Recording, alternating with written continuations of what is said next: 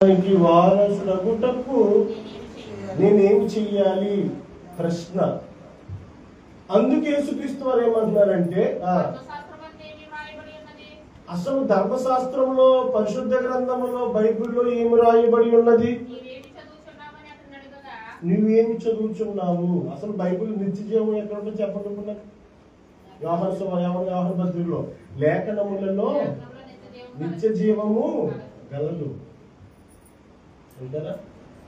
ఈ మధ్య కాలంలో ఒకటి బాగా హమ్మింగ్ వచ్చేస్తుంది కదా. ఈ మధ్య కాలంలోనండి చాలా మంది ఎక్కువగా వాడుతున్నది ఏంటంటే అది యాప్ ఎలా పెడితే ఎక్కడ తీసుకెళ్ళాలో తీసుకెళ్ళిపోతుంది కదా. మొన్న ఎవరినో శివుడికి తీసుకెళ్ళిపోతుందంట కదా.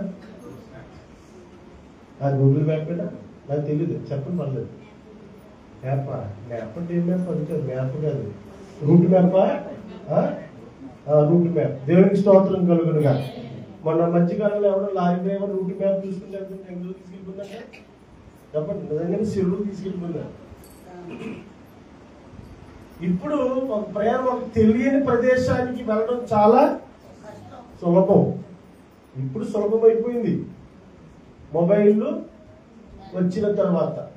లొకేషన్ ఏమంటే నాకు అనులుగా చెప్తారు ప్రార్థన పిలిచినప్పుడు, ఆ బ్రదర్ నాకు లొకేషన్ పెట్టండి అంటాడు. మనకి లొకేషన్ ఎక్కడ రాదు.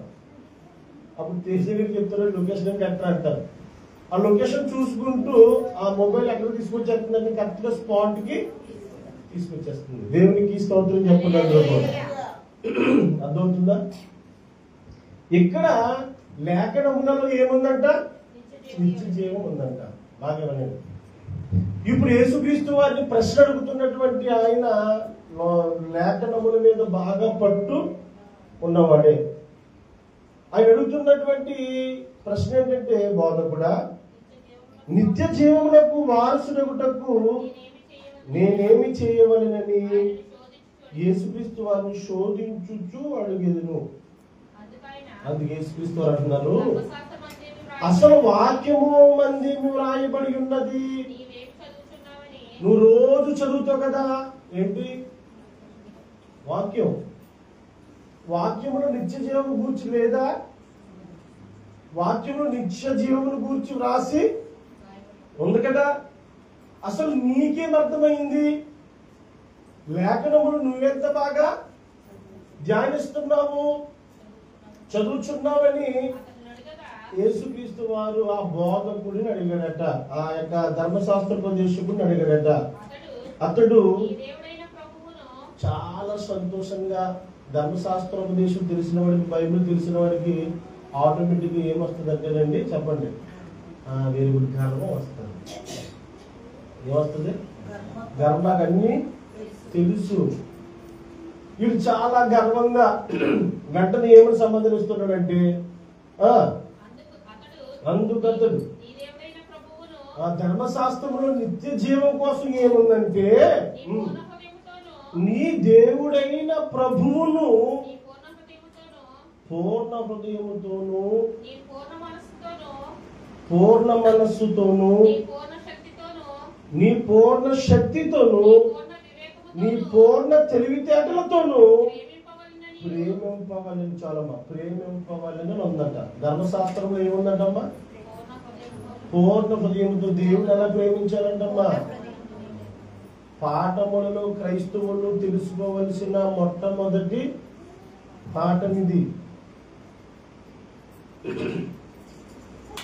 దేవుని ఎలా ప్రేమించాలంటే పూర్ణ హృదయముతో. అంటే అర్థం ఏంటి? పూర్ణ హృదయానికి మరొక మంచి పదం నిండు మనస్సుతో. దేవుని సన్నిధికి రావడానికి, దేవునితో మాట్లాడడానికి, దేవుని యొక్క మనస్సును తెలుసుకోవడానికి మనుషులకి ఏముండాలి చెప్పండి? మనస్సు, నిండు మనస్సు ఉండాలి. నిండు మనస్సుతో ప్రార్థించాలి, నిండు మనస్సుతో దేవుని వాక్యాన్ని ధ్యానించాలి, నిండు మనస్సుతో దేవునిని ఆరాధించాలి, నిండు మనస్సుతో పాడాలి. ఏదైనా ఏ మనస్సుతో చేయాలి అమ్మా? నిండు మనస్సుతో, పూర్ణ హృదయం అన్నాడండి.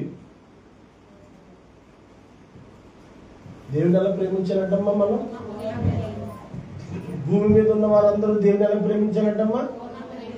పూర్ణ ధర్మశాస్త్రోపదేశకుడు చెప్తున్నాడు, లేఖనములలో ఏముందో, నీ పూర్ణ హృదయముతోను, ఇదిగో నీ పూర్ణ మనస్సుతోను, ఇదిగో నీ పూర్ణ శక్తి అంటే బలం. అదొక చాలా మంది పాటలు పాడుతున్నప్పుడు బలంతో పాడుతున్న కొంతమంది బలాన్ని ఉపయోగించారు. ఆరాధిస్తున్నప్పుడు, పని చేస్తున్నప్పుడు, దేవునికి ఇస్తున్నప్పుడు శక్తి కొలది, బలము కొలది దేవునికి ఎవరు పిల్లారా? దేవునికి స్తోత్రం చెప్పండి అందరూ కూడా. నీ దేవుడైన ప్రభువును పూర్ణ హృదయముతో ప్రేమించు, పూర్ణ మనస్సుతో ప్రేమించు, నీ పూర్ణ శక్తి, నీకెంత శక్తి ఉందో, నీకెంత బలం ఉందో ఆ దేవుణ్ణి అంత బలముతో ప్రేమించు. అంతేకాదు నీ పూర్ణ వివేకము, నీ పూర్ణ తెలివి, తేటలు ఉంటాయి చూసాము, నీ పూర్ణ వివేకముతో దేవునిని ప్రేమింపవలెను. దేవునికి స్తోత్రం చెప్పండి. దేవుని ఎలా ప్రేమించాలంటండి?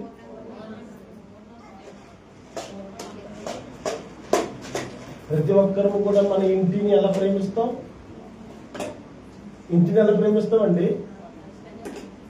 అందుకే ఉదయం ఎక్కడికి వెళ్ళినా సాయంత్రం ఎక్కడికి వెళ్ళిపోతాం? ఎందుకు ఇంటికి వచ్చేద్దాం? ఇంటిని ఇష్టపడుతున్నామా, ఇంట్లో ఉన్న మనుషుని ఇష్టపడతామా? చెప్పండి. దేవునికి స్తోత్రం చెప్పండి. అందులో పూర్ణ హృదయముతో, పూర్ణ ఆత్మతో, ఒక భర్త భార్యని, భార్య భర్తని, తల్లి బిడ్డలను, బిడ్డలు తల్లిదండ్రులను ప్రేమిస్తాం పూర్ణ హృదయముతో. కానీ దేవుని యొద్దకు వచ్చినప్పటికీ దేవుని నీ పూర్ణ హృదయముతోను, పూర్ణ ఆత్మతోను, పూర్ణ శక్తితోను, పూర్ణ వివేకముతోను మనము ప్రేమించలేం ప్రియులారా. దేవునికి స్తోత్రం కలుగుతుందా? అర్థమవుతుందా? కానీ దేవుని ఎలా ప్రేమించారట? ప్రతిదానికి ముందే ఉంది నీ పూర్ణం. నీ పూర్ణం అంటే కోడిగుడ్డులో ఉన్నటువంటి పూర్ణం కట్టకుండా దేవుడు కట్టుకొచ్చి,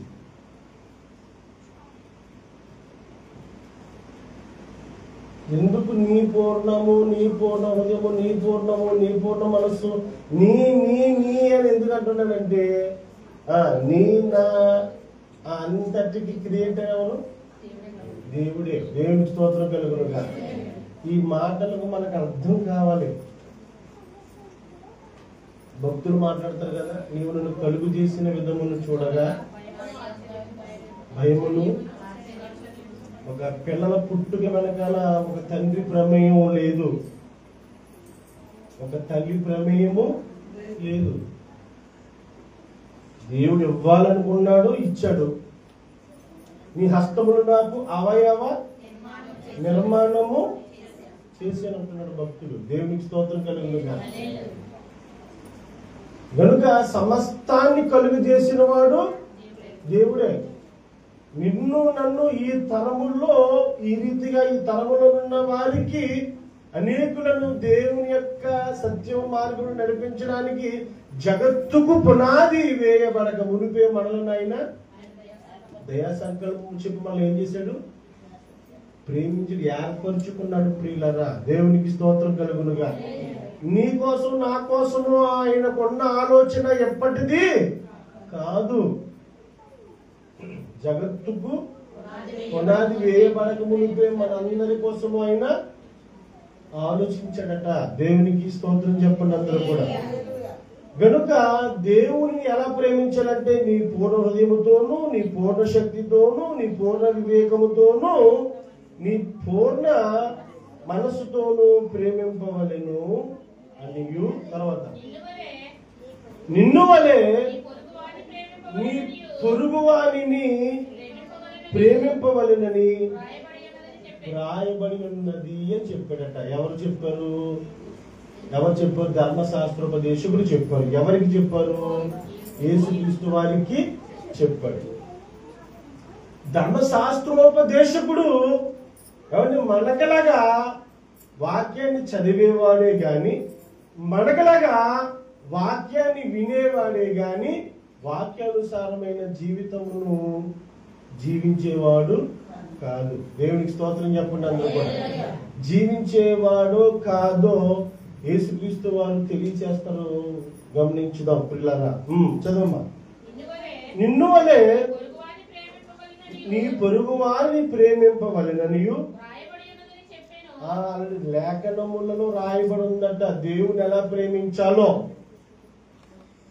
ఇది నీకు తెలుసా? ధర్మశాస్త్రోపదేశకుడికి తెలుసా? తెలుసా? తెలుసు. ఎందుకు తెలుసు? తెలుసు. గ్రహింపు. ఈ మాట ఇప్పుడు ద్వితీయోపదేశకాండం 6వ అధ్యాయంలో ఉంటుంది. మాట ప్రారంభంలో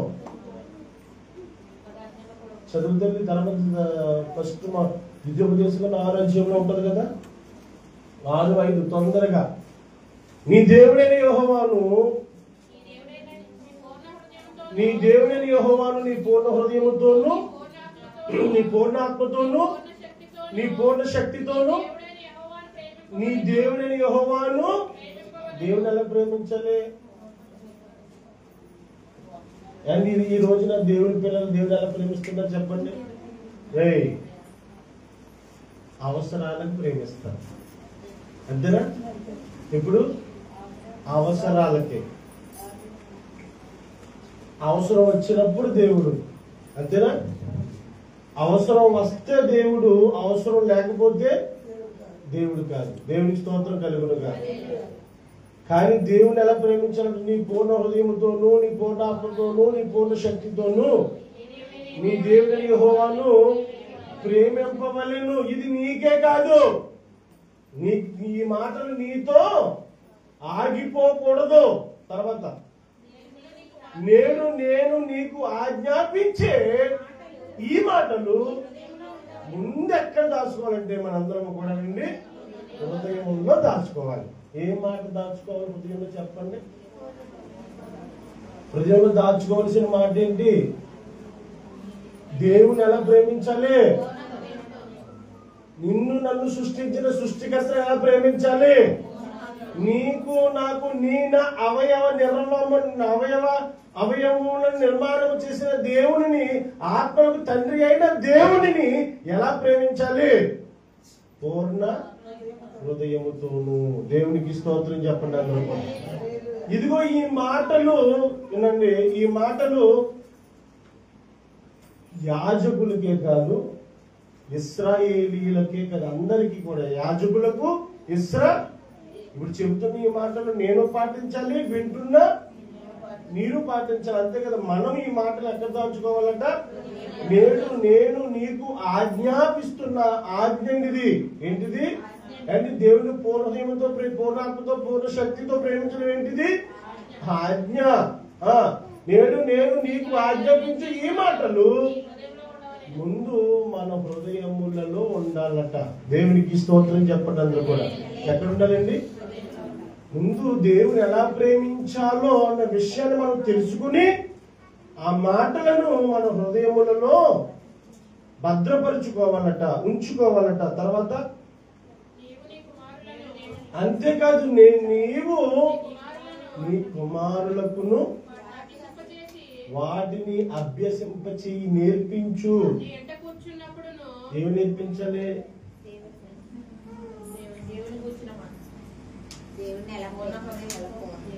ముందు తల్లిదండ్రులు పిల్లలకు నేర్పించవలసినటువంటి మూలపాఠం ఏంటి? సృష్టికర్తను గురించి చెప్పాలి. దేవునికి స్తోత్రం కలుగుతుంది. సృష్టికర్త అయినటువంటి, ఆత్మలకు తండ్రి అయినటువంటి దేవుని ఎలా ప్రేమించాలో, ఎంతగా ప్రేమించాలో నేర్పించాలి. దేవునికి స్తోత్రం చెప్పండి అందరూ కూడా. బైబుల్ లేని కోడి బజార్లో పెట్టింది ఏంటది? గుడ్డు. ఇప్పుడిప్పుడు మనకి ఏమీ వచ్చేవు.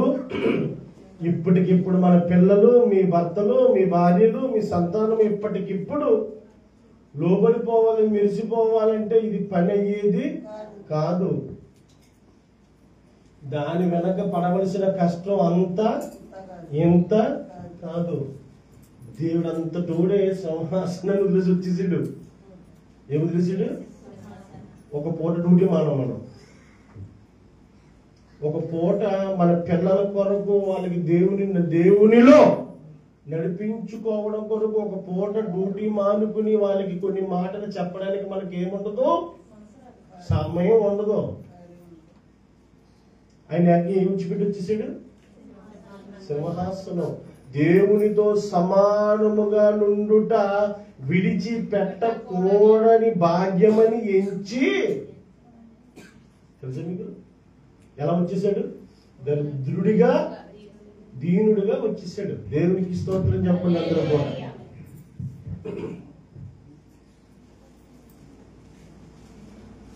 మనుషుడు ఏది విత్తాడో చెప్పండి, అదే పంటను కోస్తాం అంటున్నారా? అందులో ఎటువంటి తేడా ఉండదు ప్రియులారా. దేవునికి స్తోత్రం చెప్పండి. ఇదిగో ఈ మాటలను మీ హృదయములలో భద్రపరచుకోండి. తర్వాత నీ కుమారులకును నీ కుమార్తెలకును వాటిని అభ్యాసింపచేసి నేర్పించి, ఆ కూర్చుంటున్నప్పుడు చెప్పు, త్రోవలో నడుచుకుంటున్నప్పుడు చెప్పు, పండుకుంటున్నప్పుడు చెప్పు, పడుకుని లేచినప్పుడు. వేటిని గూర్చి? అసలు తల్లిదండ్రుల బాధ్యత పిల్లలతో మాట్లాడవలసింది ఏ టాపిక్ మాట్లాడాలి చెప్పండి. క్రైస్తవులు, దేవుని పిల్లలు ధర్మశాస్త్రాన్ని, దేవుని యొక్క పరిశుద్ధ గ్రంథాన్ని ధ్యానిస్తున్నటువంటి దేవుని పిల్లలు ఏమండి, చిన్నపిల్లలకు నేర్పించవలసిన, చిన్నపిల్లలతో మాట్లాడవలసిన మాటలు ఎవరి కొరకు చెప్పండి? ఎవరి కొరకు? దేవుని కొరకు. దేవునికి స్తోత్రం చెప్పండి అందరూ కూడా. హల్లెలూయా. కూర్చున్నప్పుడట, నడుచున్నప్పుడట, పండుకున్నప్పుడట, లేచినప్పుడట ఆ దేవుని గూర్చి మాట్లాడవలెను. సూచనగా వాటిని ఏమంటే చేతికి ఏమి ఇచ్చేస్తాం? చేతికి కట్టుకుని దేవుని కోసం చెప్పండి అంటే మనం చిన్నపిల్లల చేతికి ఏమి ఇచ్చేస్తున్నాం చెప్పండి?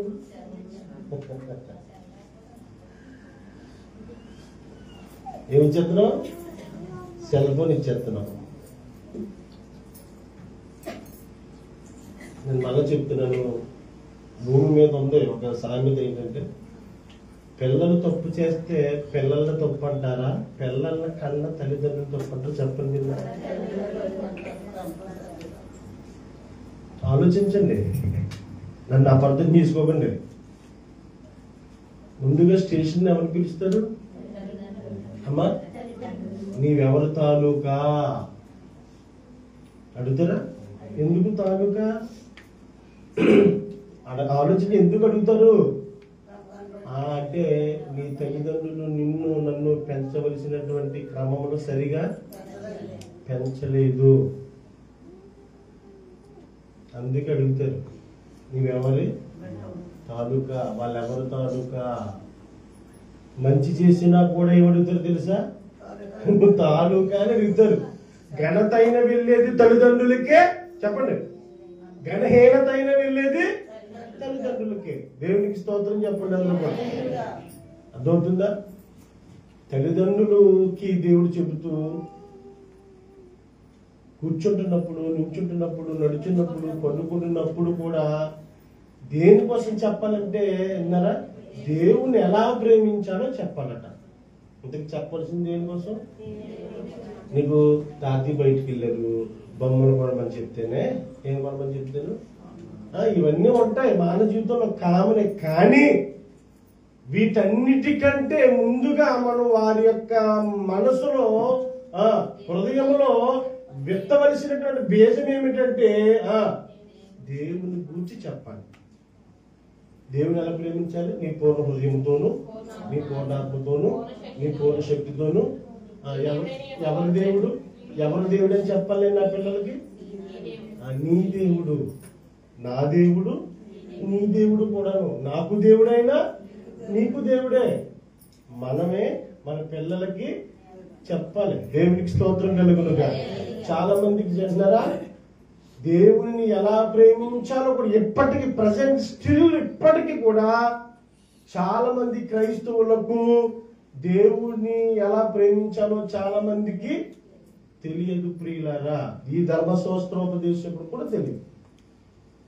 చదువుతుంది వచ్చి లోక సువార్త అందుకైన నీవు సరిగా ఉత్తరం ఇచ్చితివి. దేవుని ఎలా ప్రేమించాలో చెప్పాడు కదా ఆ ధర్మశాస్త్రోపదేశకుడు. యేసుక్రీస్తు వారు అంటున్నారు, అందుకైనా నీవు సరిగా ఉత్తరం ఇచ్చితివి. అలాగు చేయము. ఎలాగు చేయము? దేవుని పూర్ణ హృదయముతోనూ నీ పూర్ణాత్మతోనూ శక్తితోనూ ప్రేమిస్తాను. నిన్ను వల్ల నీ పొరుగు వారిని కూడా ప్రేమింపవలెనని వ్రాయబడి ఉన్నదని చెప్పాడు. అందుకు నువ్వు సరిగ్గా చెప్పావు. నువ్వు కూడా ఎలా చేస్తావంటే అలాగే చెయ్యి. ఇక్కడికి వస్తే మన దగ్గరికి వస్తే పిల్లరా, ఇందులో మనం దేవుని పూర్ణంగా ప్రేమించడం సరిగా రాదు కదా, నేర్చుకోలేదు కదా. కిందకు వచ్చినప్పటికి ఏమంటాడంటే ఒక అతను చూపిస్తున్నాడు. ఆడెవడంటే ప్రియులారా, ఎవడు? పొరుగువాడు.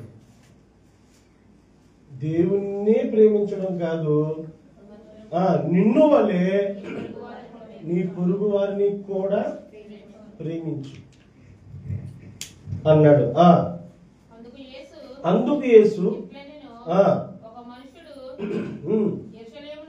ఇప్పుడు ఈ యొక్క ధర్మశాస్త్రోపదేశకునికి, యాజకుడికి, ఈ పాస్టర్ గారికి అర్థం కావడానికి యేసుక్రీస్తు వారు ఒక ఉపమానం చెబుతున్నారు. ఏమనంటే, అందుకు యేసు ఇట్లా, నేను ఒక మనుష్యుడు ఉన్నాడట, యెరూషలేము నుండి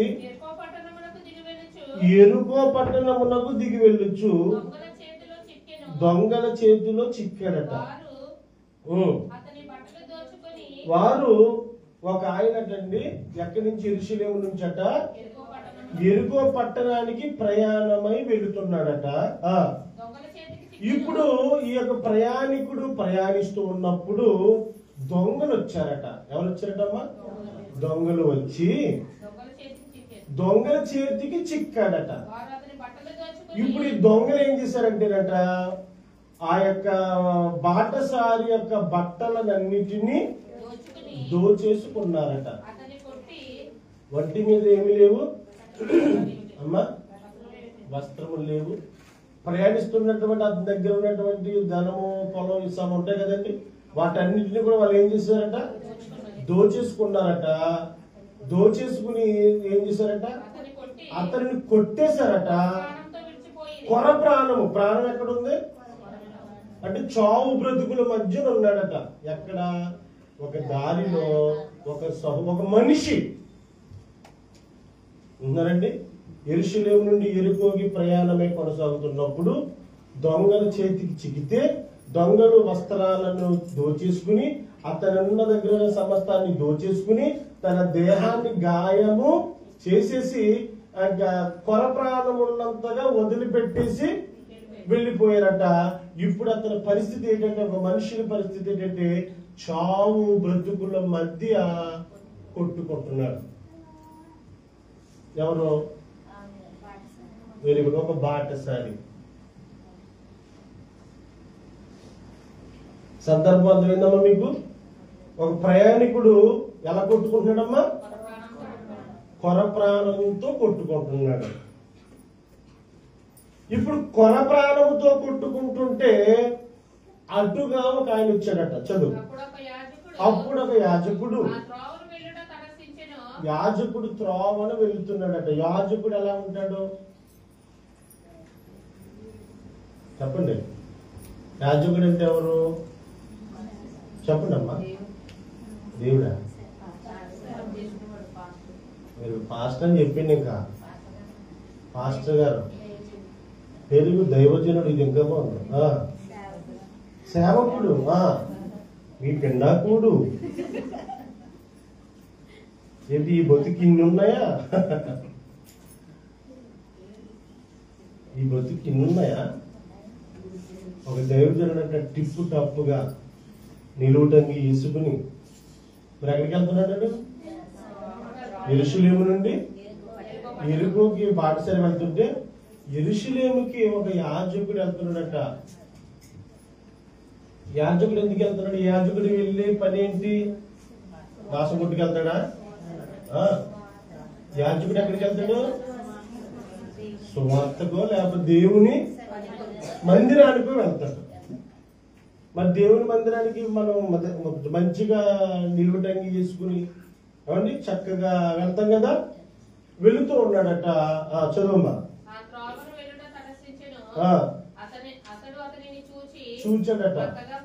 చూచాడట. ఎవరో యాజకుడు, పాస్టర్ గారు, మీ భాషలో ఒక దైవజనుడు, ఇంకోటి ఏమన్నారు, ఆ సేవకుడు,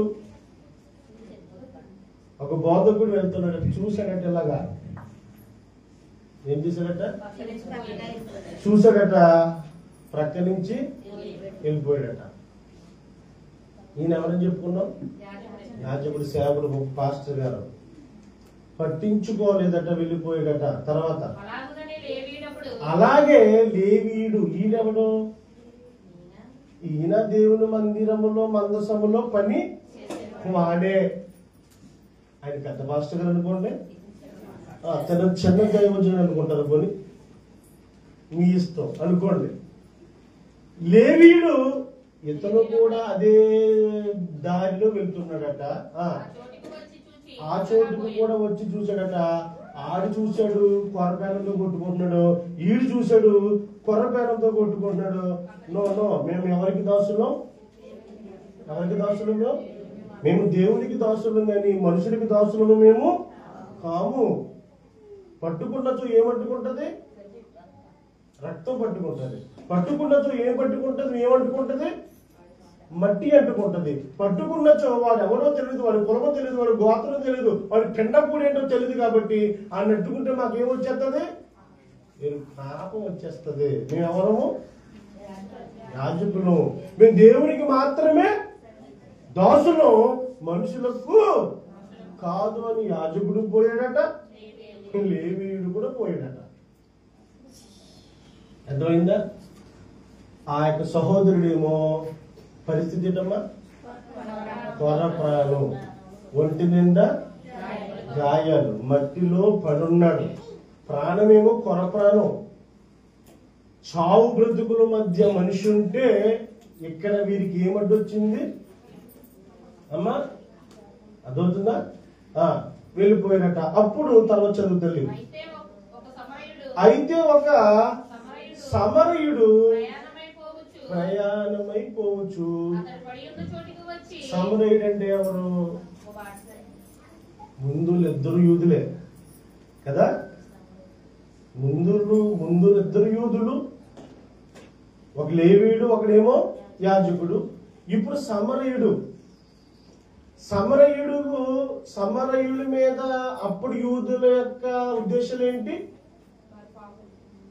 సమరయులు ఎవరితో సమానం అంటే పాపిష్టి జనాంగముతో సమానం. సమరయ స్త్రీతో చూసారా బావి కూడా? అవునా? సమరయులతో యూదులు ఇశ్రాయేలు సాంగత్యము చేయకూడదు. ఆ యాజకుడి ఉద్దేశం అదే, ఆ లేవీయుడి ఉద్దేశము అదే. అదెవడో ఏంటో మనకి తెలీదు. అదే అక్కడికి యాజకుడు పడి ఉంటే, అదే ఒక లేవీయుడు అయితే మీకు అర్థమవుతుందా? ఖచ్చితంగా వెళ్ళిపోయేవారు. దాన్ని మతం అంటారు. అంతేనా? ఏ పిచ్చది? కుల పిచ్చనే ఉండాలి, మత పిచ్చనే ఉండాలి. దేవునికి స్తోత్రం కలిగింది కాదు. వాళ్ళిద్దరూ మతంలోనే ఉన్నారు. ఇప్పుడు ఒక సమరయుడు వస్తున్నాడు. అయితే ఒక సమరయుడు ప్రయాణమైపోవచ్చు. అతడు పడి ఉన్న చోటికి వచ్చి అతనిని చూచి అతని మీద ఏం పడ్డాడంటండి? జాలి. ఎవరికి కలగలేదు? దైవజనులకు కదా ఉండవలసింది జాలి. ఎందుకంటే మన ధర్మశాస్త్రాన్ని ఎరిగిన వారు, చదువుతున్న వారు, దేవుని మనసు కొద్దో గొప్ప అర్థం అవునవారు. వారికి అసలు ఆ గాయాలను చూసినా, పడిపోయిన వారిని చూసినా, చావు బ్రతుకుల మధ్య కొట్టిమిట్టాడుతున్న వారిని చూసినా వారికి అసలు కనికరమే లేదట. దేవునికి స్తోత్రం చెప్పండి అందరూ కూడా. ఇప్పుడు ఒక సమరయుడు వచ్చాడట. ప్రయాణమైపోవచ్చు. అతను పడి ఉన్న చోటికి వచ్చి అతన్ని చూచి అతని మీద జాలిపడి దగ్గరకు పోయి అతని దగ్గరున్నటువంటి నూనెయు ద్రాక్షారసమును పోసి అతని గాయములను కట్టాడట. అంటే దానికి చెప్పంటారా మీకు? ఎప్పుడైనా సరే యాక్సిడెంట్ లో పడిపోతున్నప్పుడు ఫస్ట్ జరిగించవలసింది ఏంటంటే ఫస్ట్ ఎయిడ్ ట్రీట్మెంట్. ఏంటండి? ముందు ఆ గాయాల్ని కడగాలి, తుడవాలి, ఆ బ్లడ్ పోకుండా, రక్తం పోకుండా కొట్టు కట్టాలి. దాన్ని ఫస్ట్ ఎయిడ్ ట్రీట్మెంట్ అంటారు. దేవునికి స్తోత్రం కలుగును. అర్థమైందా? ఏం చేయాలి? ఏం ట్రీట్మెంట్ అమ్మా? అప్పుడు అదే ట్రీట్మెంట్ అతని దగ్గర ఉన్నటువంటి నూనె ఉందట, ద్రాక్ష రసము కూడా గాయాల మీద పోసాడట. ఆ గాయములను అతని దగ్గర ఉన్నటువంటి వస్త్రముతో కట్టాడట. వాహనం బుల్లెట్ బండి మీద ఎక్కించుకున్నాడట. వాహనమా, రథమా, ఏంటి? గాడిద. అప్పట్లో వాహనాలు అవే. దేవునికి స్తోత్రం కలుగునుగా. అతని వాహనం మీద మట్టి అంటుకోలేదా? రక్తం అంటుకోలేదా? అదవుతుందా? అతని ఏకంగా అతని గాయాల్ని కట్టాడు. అతని గాయాల్ని తుడిచాడు, పరిశుభ్రము చేశాడు. అంతేకాదు తన వాహనాన్ని ఎక్కించుకుని ఒక పూట కోళ్ళ వాని ఇంటికి తీసుకుని పోయి అతన్ని పరామర్శించి అతను కలుసుకున్నాడట. పూట కోళ్ళ వాని ఇంటికి వెళ్ళిపోయాడట. మరునాడు ఆ నైట్ అంతా అతనితోనే ఉన్నాడట. ఆ రాత్రంతా అతనితోనే. ఏం కలిగి, ఏం పడి? కింద పడా? జాలి పడి సమయాన్ని వెచ్చించాడు. అమ్మా, అతని దగ్గర ఉన్నటువంటి నూనెను వెచ్చించాడు.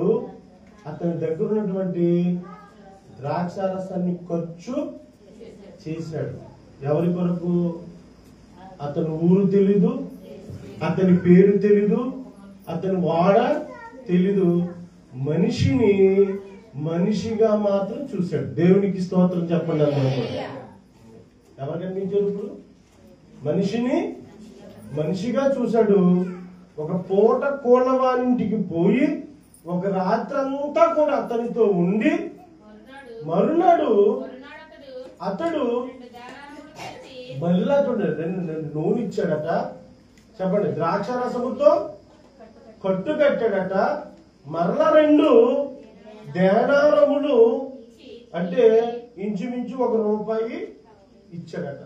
అతనికి ఇచ్చి చెప్పండి, సమయం ఇచ్చాడా? సమయం ఇచ్చాడా? అతని దగ్గర ఉన్నటువంటి పరికరములు ఇచ్చాడా? అతని దగ్గర ఉన్నటువంటి ధనం ఇచ్చాడా? ఎందుకు? ఇప్పుడు అతను నిలబెట్టింది ఏమిటి? ప్రాణాన్ని. దేవునికి స్తోత్రం కలుగుతుంది. ఏం నిలబెట్టాడండి? ప్రాణాన్ని నిలబెట్టాడు.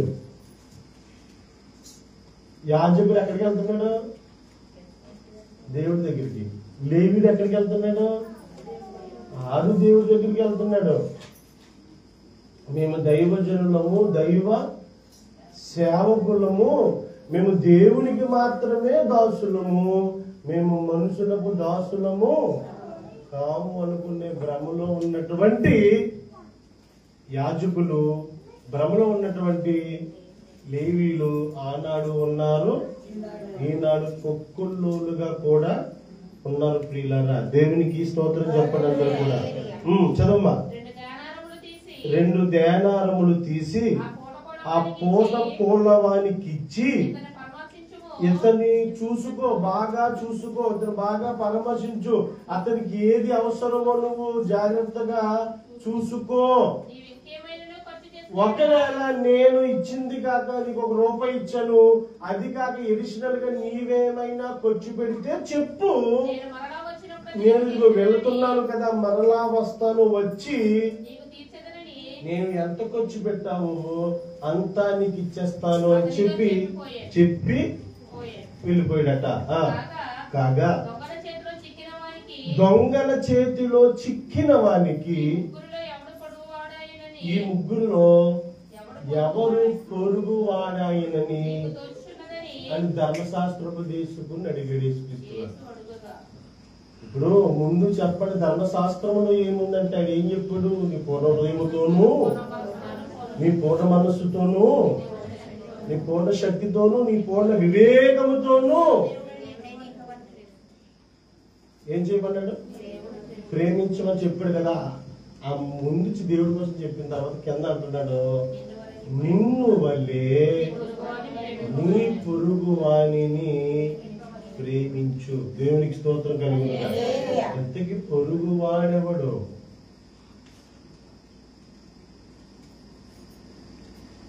పొరుగువాడు ఎవడు? యాజకుడా, లేవీయుడా, సమరయుడా?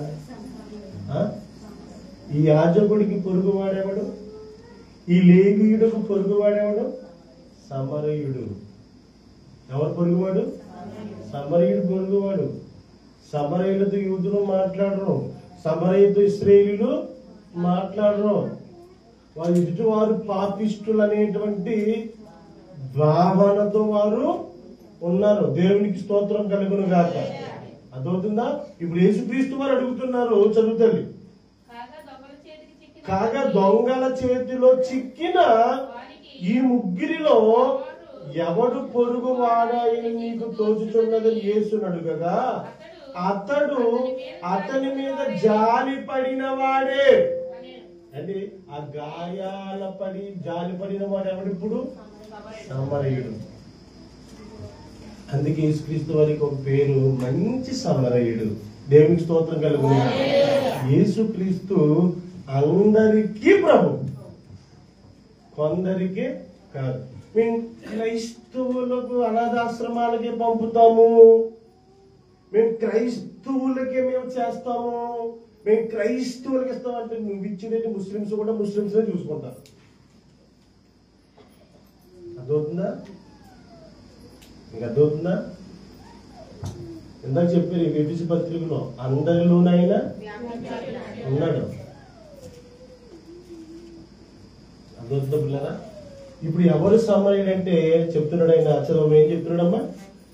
అతని మీద, ఆ బాటసారి మీద జాలి పడిన వాడే. ఇప్పుడు కూడా ఇప్పుడు ఆ సమరయుడు అన్నాడండి నోటితో. నోటితో కూడా పదం ఉపయోగించడం వీడికి. అటువంటి సేవకురాలు కూడా ఉంటాం మేము, పేరు ఉచ్చరించడానికి, వాళ్ళ కోసం మాట్లాడడానికి. ఎందుకు ఈడి భయమేంటి? ఈడి భయమేంటి చెప్పండి? ధర్మశాస్త్రోపదేశకుడు భయమేంటి చెప్పండి? నేను ధర్మశాస్త్రోపదేశకుడిని, నాకు బాగా దేవుని మీద ఏముంది? వీడి చదువుతున్నాడు కానీ వీడి మీద పెద్దలు చెప్తారండి, చదువుకున్నవాడి మీద ఎవడు బెస్ట్? సాటుడు బెస్ట్. ఎందుకు పదం ఉపయోగిస్తారు? చదువుకున్నావురా, 4 ఆర్డర్ నువ్వు చెప్పలేకపోతున్నావు, నీ మీద చదువుకోలేనుడు, చాకలోడు లెక్క బాగా చెప్తాడని అర్థం. ధర్మశాస్త్రోపదేశకుడు పొద్దున్న లేచి సాయంత్రం వరకు వాక్యాన్ని చదువుతూ ఎదుటి వ్యక్తి గాయాల పాలవుతే, కష్టాల పాలవుతే, కొర ప్రాణముతో ఉంటే పట్టించుకోకుండా పోతున్న నీవు ఎవరివి? ధర్మశాస్త్రం అలా ఉన్న వాక్యం, నిన్ను వలే నీ పొరుగు వాణిని ప్రేమింపవలెను. దేవునికి స్తోత్రం చెప్పండి అందరూ కూడా. అయితే నీవు ఇంకేమైనా చెప్పాడు. తర్వాత చివరి చెప్తున్నాడు, అందుకు యేసు అతని మీద జాలి పడిన వాడే. అందుకు యేసు నీవును వెళ్ళి ఎలాగ చేయాలి? ఇప్పుడు ధర్మశాస్త్రోపదేశకులు లేవీయులు ఎలాగ చెయ్యాలి అమ్మా? ఎలాగ చెయ్యాలి? పడిపోయినోడు వాడు త్రాగిపోతాడా, తిరిగిపోతాడా, లేకపోతే ఇంకొకడా అని నువ్వు చూడకో. ముందు పడిపోయిన శిశురు జానీ చెప్పరా నువ్వు మరి మాట్లాడుకో. అదొద్దా? ముందు నువ్వు ఏం చెయ్యాలి చెప్పండి? ఎలాగ చెయ్యి? ఆ సమరయుల్లా చెయ్యి. అంతేనా? యేసుక్రీస్తు వారు కూడానండి ఇక్కడ ఇశ్రాయేలీలా, యూదులా, లేకపోతే లేవీయులా, లేకపోతే అన్యులా అని చూడలేదండి. యేసుక్రీస్తు ప్రాణం ఎవరి కోసం పెట్టాడు? ఇశ్రాయేలు కోసం. సమస్త మానవాళి కొరకు పెట్టాడు. దేవునికి స్తోత్రం చెప్పండి అందరూ కూడా. ఏం పెట్టాడు? ప్రాణం పెట్టాడు. అందుకే ఇప్పుడు అతనికి ఏమి కొదువా? ఆ సమరయుడికి, ఆ బాటసారికి ఏమి కొదువా? ప్రాణం ఇచ్చాడా? ప్రాణాన్ని నిలబెట్టాడా? వస్త్రాలు ఇచ్చాడా? గాయాలు కట్టాడా? దేవునికి స్తోత్రం కలుగును. ఎవరికి చెప్తున్నాడు ఈ మాటలన్నీ కూడా? యేసుక్రీస్తు వారు ధర్మ శాస్త్రోప దేశకునికి. దేవునికి స్తోత్రం కలుగునుగా. అర్థమవుతుందా? యోహాను పత్రిక అనుకుంటా,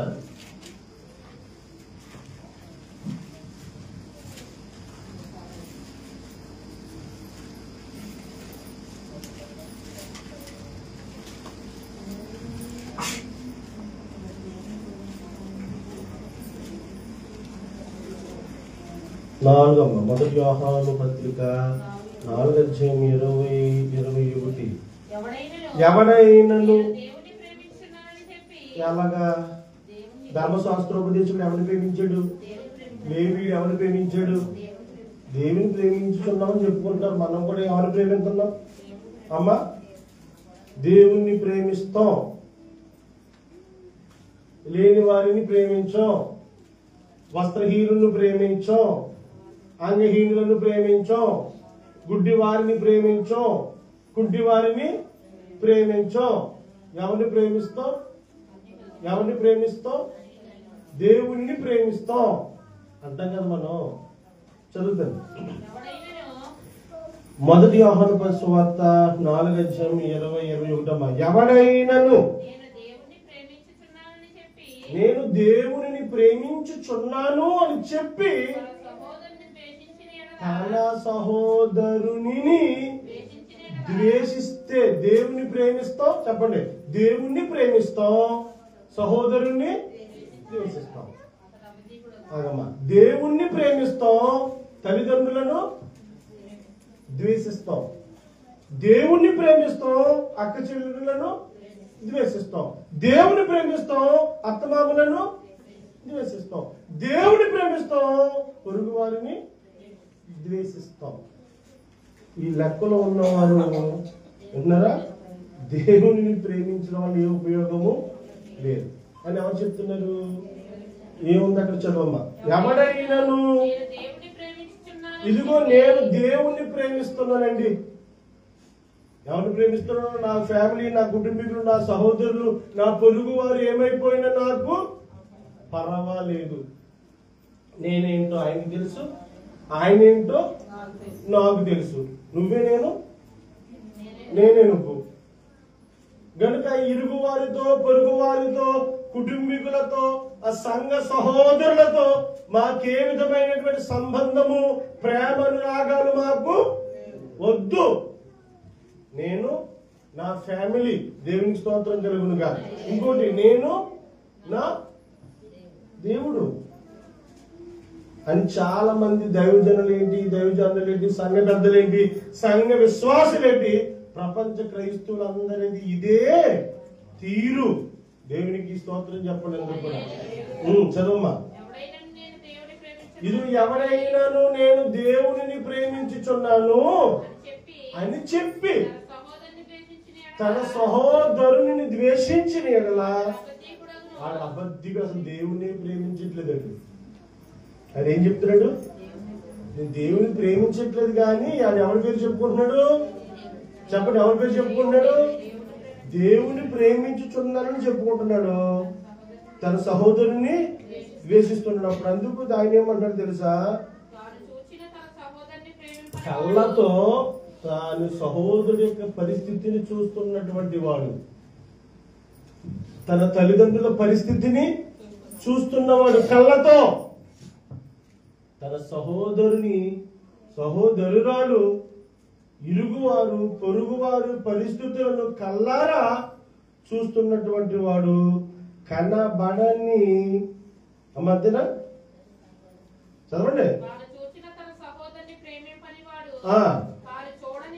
చూడని దేవునిని ప్రేమింపలేడు. దేవునికి స్తోత్రం చెప్పండి అందరూ కూడా. అర్థమవుతుందా? మొన్న ఆదివారం నేనేం చెప్పానంటే, సంఘములో ఉన్నటువంటి ఒక నియమము, ఒక పరిచర్య ప్రతి నెల చేస్తున్నాం అనాథలకు భోజన పంక్తి అని చెప్పానండి మీకు నేను చెప్పాను. నేను మొన్న ఆదివారం చెప్పాను. మీరు వెళ్ళిపోయిన తర్వాత నాలో ఎంతమంది నాతో ఆ టాపిక్ కోసం మాట్లాడారు చేతికెత్తండి.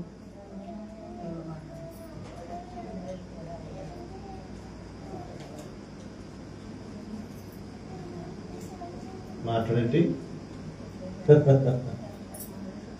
శుక్రవారాలు ప్రార్థిస్తాం, మంగళవారాలు ప్రార్థిస్తాం, ఆదివారం వాటిని ఏం చేసేస్తాం?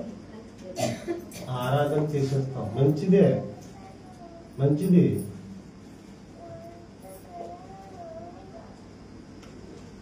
లోక సువార్త 14వ అధ్యాయము 12వ వచనం. యేసుక్రీస్తు పరిచర్య చేస్తున్నటువంటి సమయంలో యేసుక్రీస్తు వారిని ఎవరిటైనా ఒక అధికారి చదువు పరిచయం చదువు. ఆయన భోజనం చేయుటకు పరిసయ్యుల అధికారులలో ఒకరి ఇంటిలోకి వెళ్ళినప్పుడు ఆయన ఏమి చేయనని వారు ఆయనను కనిపెట్టుచుండిరి. అప్పుడు జలధర రోగములు గల ఒకడు ఆయన ఎదుట ఉండెను. యేసు విశ్రాంతి దినమున స్వస్థపరచుట న్యాయము కాదు. నిన్నెవరైనా పెండ్లి విందుకు పిలిచినప్పుడు అగ్రపీఠము మీద కూర్చుండవద్దు. ఒకవేళ నీకంటే గనుడు అతని చేత పిలువబడుగా నిన్నును అతని పిలిచిన వాడు వచ్చి ఇతనికి చోటివ్వని నీతో చెప్పును. అప్పుడు నీవు సిగ్గుపడి కడపడి చోటిన కూర్చుండ సాగుదు. అయితే నీవు పిలువబడినప్పుడు నిన్ను పిలిచిన వాడు వచ్చి స్నేహితుడా పై చోటికి పొమ్మని నీతో చెప్పులాగున. మరియు ఆయన తను పిలిచిన వారితో ఒక అధికారి యేసుక్రీస్తు వారిని భోజనానికి పిలిచాడట. ఎవరు? ఒక అధికారి యేసుక్రీస్తు వారి పరిచర్య చేస్తున్నప్పుడు పరిచర్యలలో ఒక అధికారి ధర్మశాస్త్రాన్ని బాగా ఎరిగినటువంటి ఒక పరిచర్యుడు యేసుక్రీస్తు వారి సువార్త పరిచర్య చేస్తున్నప్పుడు యేసుక్రీస్తు వారిని భోజనానికి విందుకు పిలిచాడు అతని ఇంటికి. ఇప్పుడు ఎవరైతే యేసుక్రీస్తు వారిని పిలిచారో వారితో యేసుక్రీస్తు వారు ఎలా చెబుతున్నారు? నీవు ఎప్పుడైనా పగటి విందైనా రాత్రి విందైనా, విందులా విందా? విందు ఎక్కడ జరుగుతుంది అమ్మా? ప్రతిరోజు మన ఇంట విందు జరుగుతుంది కదా. Very good. కానీ ఇక్కడ సందర్భాన్ని బట్టి చూస్తే ఇక్కడ ఒక స్పెషల్ డే ఏంటంటే యేసుక్రీస్తు వారిని ఒక పరిచయుడు తన ఇంటికి ఇచ్చాడు. అంటే రోజు నుంచి స్పెషల్ డే కదా. ఒక చుట్టాలు, ఒక బంధువులు, ఒక అధికారి ఎవరైనా మన ఇంటికి వస్తున్నప్పుడు ఆటోమేటిక్ గా దాంట్లో కూరలన్నీ మారిపోతాయా? మారిపోతాయి. మెను అంతా ఏమైపోతుంది? స్పెషల్ మెను వస్తుంది. దేవునికి స్తోత్రం కలిగిన కాదు. అర్థమైందా? ఇప్పుడు నీ ఇంట ఒక పుట్టినరోజా, ఒక పెళ్లి రోజా, సందర్భం ఏదైనా, ఒక ఉద్యోగం వచ్చిన రోజా, వింటున్నారా? సందర్భం ఏదైనా, ఒక పండుగ రోజా, ఒక స్పెషల్ డే నీ నా ఇంట మనం జరిగించుకుంటున్నప్పుడంట అది పగటి విందైనను రాత్రి విందైనను నీ ఇంట నా ఇంట చేయనప్పుడు మనం ఎవరిని పిలుస్తామండి? జాబ్ వచ్చింది, పెళ్లి రోజు వచ్చింది, కొడుకు లేదా కూతురు పుట్టినరోజు వచ్చింది. ఎవరిని పిలుస్తాం మనం? మన స్నేహితులు ఉంటారు కదా, స్నేహితులను, సహోదరులను, కుటుంబీకులను, బంధువులలో ఉన్న ధనవంతులను నా బడాయి చూడండి అని పిలుస్తాం కదా. ఏం చూడండి? నా బడాయి చూడండి, నేను చేస్తున్నటువంటి విందు చూడండి అని మనం పిలుస్తాం కదా మనుషులు.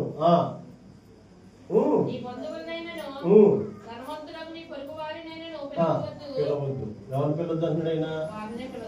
ధనవంతుల్ని పిలవద్దు, స్నేహితుల్ని పిలవద్దు, బంధువుల్ని పిలవద్దు. నీ ఎంత విందు జరిగినప్పుడు విన్నారా? పొరుగు వారినైనాను పిలవద్దు. ఈ పక్కన ఉన్న వారిని కూడా నువ్వేమి పిలవద్దు. ఎందుకు పిలవద్దు అంటే విందంటే ఏదో ఒక ఫంక్షన్ అని అర్థం. ఏదో ఒక ఫంక్షన్.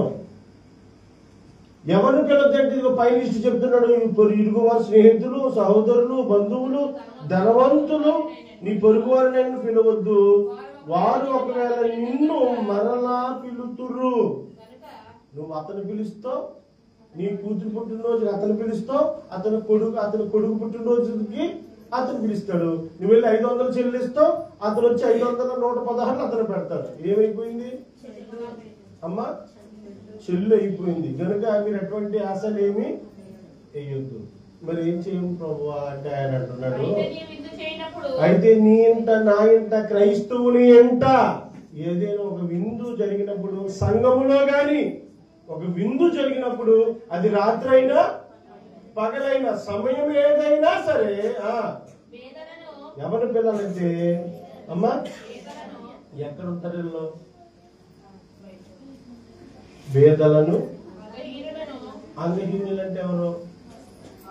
కళ్ళు, కాళ్ళు, చేతులు, చెవి, ముక్కు, నోరు అవయవములు సరిగా లేనివారు, అంగహీనులను, కుంటి వారు అంటే కాళ్ళు సరిగా లేని వారిని, కళ్ళు సరిగా కనిపించలేని వారిని పిలువుము. నీవు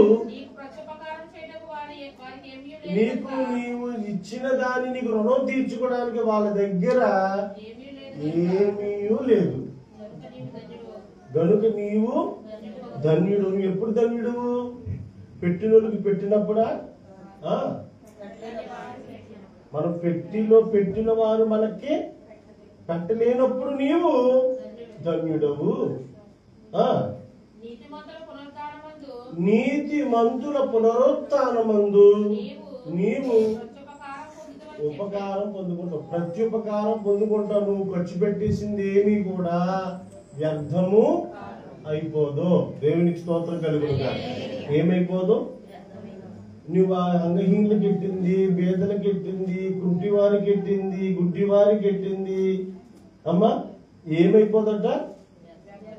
వ్యర్థమైపోదు, పాడైపోదు, వేస్ట్ అయిపోదు. అది నీ మరలా రెట్టింపు ఎప్పుడు వస్తుందంటేనంట ప్రియులారా చెప్పండి, నీతిమంతుల పునరుత్థానమందు నీవు ప్రత్యుపకారము పొందుదు అని చెప్పాను. దేవునికి స్తోత్రం కలుగును గాక. ఇది మీకు అర్థమైందండి? నేనేమి తెంగరున్నో లేకపోతే తెరం తప్పిపోయినో కాదు. ఇందాక దేవుని ప్రేమించే విషయంలో లాస్ట్ ఇది ఏంటండి? తక్కువ చెప్పాలి, వివేకం. అది ఏడాల మనిషికి అది నాకు ఏడిసింది. అది నాకు ఏడిసింది కాబట్టి నా మందకి నేను చెప్తున్నా. మీరేమనుకుంటారు చెప్పనా? మా పాస్టర్కి ఒక పని, పాట, ఆట ఏమీ లేదు. నేను అన్నాను, నీవేమివ్వగలవో, నీవేమైతే గుప్పిళ్ళు విప్పగలవో. ఎవరి కొరకన్నానమ్మా? ఎవరి కొరకన్నాను? నా కొరకన్నానా? అనాథల కొరకన్న పదాన్ని కూడా ఉపయోగించాను. క్యాలెండరీలో కూడా వేయించాను. మన యొక్క క్యాలెండరీలో పరిచర్యలో ఇది కూడా ఒక పరిచర్య, ప్రతి నెల జరగవలసిన పరిచర్య. దేవునికి స్తోత్రం కలుగుతుంది. అర్థమవుతుందా? ఎందుకు చెప్పానంటే పిల్లరా, మత్తయి సువార్త 25వ అధ్యాయములో భూమి మీద మనుషులందరూ చనిపోయిన తర్వాత, అమ్మా ఎప్పుడండి? భూమి మీద మనుషులందరూ చనిపోయిన తర్వాత పునరుత్థానుడైనటువంటి దేవుడు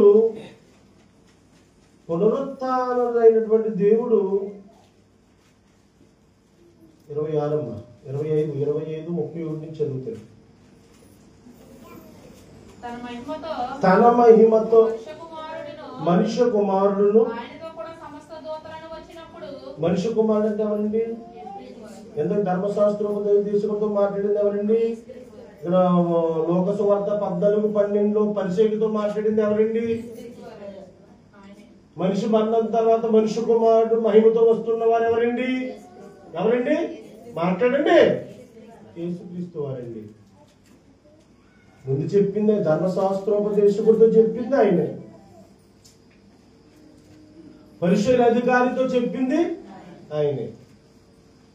మనుషులందరూ మరణం తర్వాత నీతిమంతుల పునరుత్థానమందు తన మహిమతో మనుష్య కుమారుడు ఆయనతో కూడా సమస్త దూతలను వచ్చినప్పుడు ఏమొస్తాయంట? మనుష్య కుమారునితో సమస్త దూతలను వచ్చినప్పుడు ఆయన తన మహిమ గల సింహాసనం మీద ఆసీనుడై ఉంటాడంట. ఇప్పుడు దిగంబరిగా ఏమండి, ఎవరు దిగంబరిగా విలువలేని వాడిగా నీతో పాపులతో కలిసి సాంగత్యము చేస్తూ నశించుతున్న అనేకులను వెతికి రక్షించడానికి వచ్చినటువంటి శిలువ మరణాన్ని నీ నా కొరకు సమస్త మానవాళి కొరకు ప్రాణం పెట్టినటువంటి ఆయన దేవదూతల చదవాలి వచ్చినప్పుడు మహిమగల సింహాసనం ఆశ్రయుండును. అంటే సమస్త జనులకు అర్థం చెప్పంటారు. ఆదాము మొదలుకొని, ఎవరు మొదలుకొని? మొదటి మానవుడైన ఆదాము మొదలుకొని చివరి మనుష్యుడు మరణం వరకు భూమి మీద ఎప్పటి వరకు ఎంతమంది అయితే పుట్టి చనిపోయారో ఉన్నారా, వారందరూ కూడా ఏం చేయబడతారట? పోగు చేయబడతారట. దేవునికి స్తోత్రం కలుగునుగా. ఆకాశము మధ్యాకాశములోనికి ఆయన వస్తాడో, మధ్యాకాశంలో ఇందులో దేశాలని ప్రాంతాలని విభేదాలు లేవు, పుట్టి మరణించి కులమత భేదాలు లేవు. అదొద్దున యాజకుడు, లేవీయుడు, శంకరుడు అనే భేదాలేమి లేవు. అందరూ కూడా ఏం చేయబడతారట? పోగు చేయబడతారట. ఇప్పుడు అందరూ పోగు చేయబడితే గొల్లవాడు మేకలలో నుండి గొర్రెలను వేరుపరుచున్నట్లు యేసుక్రీస్తు వారు వారిని వేరుపరుస్తాడట. ఏం చేస్తాడట? వేరుపరిచేస్తాడట. అక్కడ మేకలు ఉంటాయట, గొర్రెలు ఉంటాయట. మేకలు గొర్రెలు అంటే ఎవరు అమ్మా? మనమే. గొర్రె స్వభావం ఏంటి? సాధు స్వభావం, లోబడే స్వభావం. ఇప్పుడు గొల్లవాడు మేకలలో నుండి మేకలకి గొర్రెలకి వేరుపరచునట్లు ఆయన నీతిమంతులను అనీతిమంతులను వేరుపరిచేస్తాడట. కుడివైపునేమో నీతిమంతులను, ఎడమ వైపునేమో అనీతిమంతులను నిలవబెడతాడట. అప్పుడు యేసుక్రీస్తు వారు తన కుడి వైపున ఉన్నటువంటి గొర్రెలు అన్నాడు కదండి. ఎవరు? గొర్రెలు. గొర్రెలు అంటే అర్థం ఏంటి? నేను చెప్పిన ప్రతి దానికి లోబడేవాడు గొర్రె. అతి తెలివితేటలు ప్రదర్శించిన వాడు మేక. నేను బలిపీఠం మీద ఉన్నాను, నేను చెబుతున్నాను, వింటారా? వినండి, లేకపోతే మానేసుకోండి. చెప్పడం మాత్రం నా ధర్మం, పరలోకంలో దాచుకోమండం నా ధర్మం. నాకు తెలిసినటువంటి దేవుని యొక్క మనస్సును నేను అర్థం చేసుకుని చెప్పడం నా యొక్క విధి. అతి తెలివితేటలు మొత్తానికి ఏమండి, ఇప్పుడు బియ్యం లేవు మీ దగ్గర తెచ్చుకోవడానికి, నాకు ఇమ్మన్నా పావుకి 20 రూపాయలు పసుపు తేలేరా? పసుపు ఎందుకు? నా మొక్కకి రాసుకోవడానికి నవ్వుతుంది మీకు.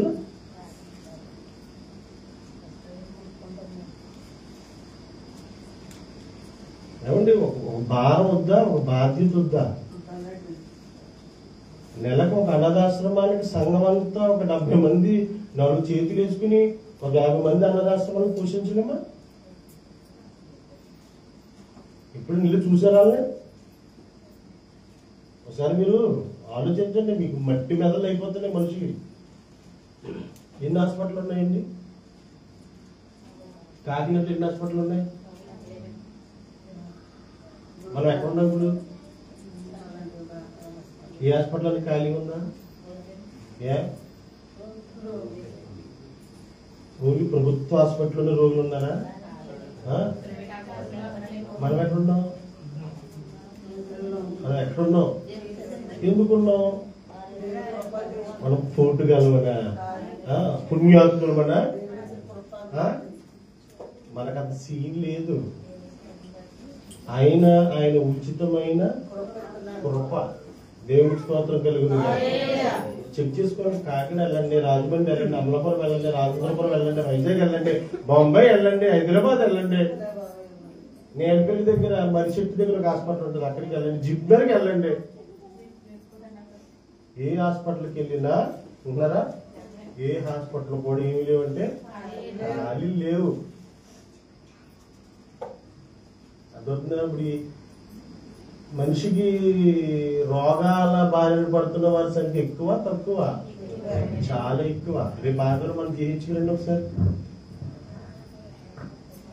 ఖాళీ ఉండదు. జీహెచ్ నుండి వృద్ధి ఉంటాడు, బయట వృద్ధి ఉంటాడు, జీహెచ్ నుండి వృద్ధి ఉంటాడు, యానో క్లినిక్ నుండి వృద్ధి ఉంటాడు, సూర్యపూలిక్ నుండి వృద్ధి ఉంటాడు, ఆ పక్క నుంచి అక్కడ ఇమేజ్ నుండి డాక్టర్ వస్తాడు, అక్కడ ఖాళీ ఉండదు, సూర్యపూలిక్ నుండి ఖాళీ ఉండదు, ఎక్కడ ఖాళీ ఉండదు. అదవుతుందా?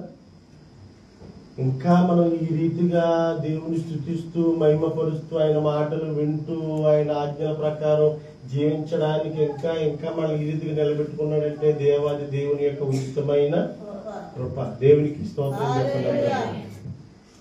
గొల్లవాడు మేకల్లో నుంచి గొర్రెలను వేరుపరుస్తున్నట్లుగానట ఆయన వేరుపరిచి అమ్మా కుడివైపున గొర్రెలను ఎడమ వైపున మేకలను నిలబెట్టి అప్పుడు రాజు అంటే యేసుక్రీస్తు వారండి. రాజు అంటే ఎవరండి? ఇక్కడ యేసుక్రీస్తు వారు కుడివైపున ఉన్న వారిని చూచి, కుడివైపున ఉన్న వారందరూ ఎవరంటండి? తండ్రి చేత ఆశీర్వదింపబడిన వారులారా రండి. ఒకసారి ఎవరి చేత ఆశీర్వాదము? నా మాటలు విని ఎవరైతే నా మాటలకు లోబడి దేవుని యొక్క సంఘములో ఏమంటే ఆ మాటకు విలువిచ్చి ముందుకు కొనసాగుతారో అటువంటి వారందరూ కూడా తండ్రి అయిన దేవుని చేత ఆశీర్వదింపబడిన వారే. దేవునికి స్తోత్రం కలుగుతుంది. అదవుతుందా? నా తండ్రి చేత ఆశీర్వదింపబడిన వారులారా రండి. లోకము పుట్టినది మొదలుకొని మీ కొరకు ఏమంటే పరలోక రాజ్యాన్ని లోకము పుట్టినది మొదలుకొని ఎవరి కోసం సిద్ధపరిచాడంటే ఆయన సిద్ధపరచడం అంటే చెప్పండి. సిద్ధపరచడం అంటే ఏర్పాటు చేసేట తొందరగా స్వత తీసుకోండి. ఆగమ్మా తీసుకోండి. ఏమొచ్చింది ఇప్పుడు మనకి?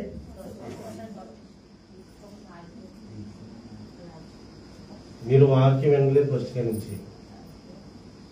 నేను ఫస్ట్ ప్రారంభంలో ఒకటి చెప్పాను.